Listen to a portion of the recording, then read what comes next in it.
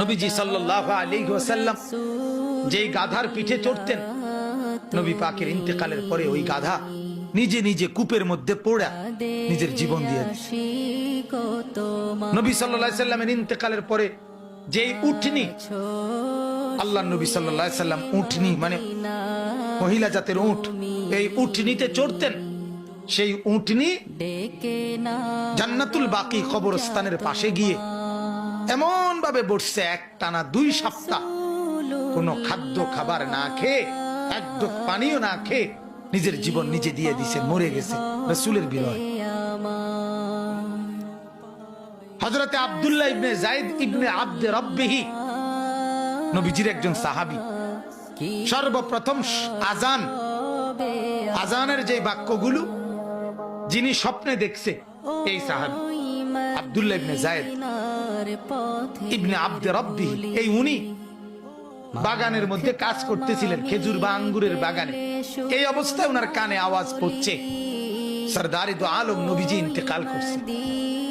এই কথাটা ওনার কানে আওয়াজ পড়ছে, শুনছে আর কি, নবীজি কি হয়েছে, ইন্তেকাল।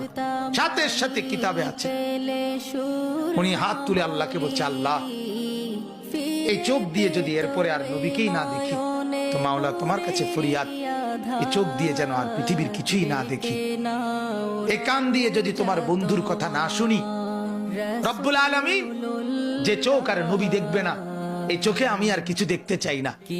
যে কান আল্লাহর নবীর কথা শুনবে না, সেই কান আর কিছুই শুনতে চাই না।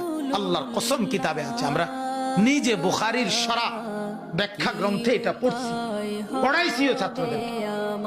ওই সাহাবী এরপরে আর মৃত্যু পর্যন্ত কোনদিন আর কিছু চোখেও দেখে নাই, কানেও শুনে নাই। উনি আপনার অন্ধ হয়ে গেছে এবং উনি আপনার বয়রা বধির হয়ে গেছে। তাহলে কি পরিমাণ বিরহ আমি এটা বুঝাইতে চাই। নবী পাক সাল্লাল্লাহু আলাইহি সাল্লাম সেই তাকেও কি যাইতে হইছে কবরে, হ্যাঁ কবরে যায়। আল্লাহর নবী সাল্লাল্লাহু আলাইহি সাল্লামের রওজা মুবারক কবরে দাফন করার পরে এক লোক বহু দূর থেকে এক ইমানদার আসছিল, এটাও কিতাবে আছে।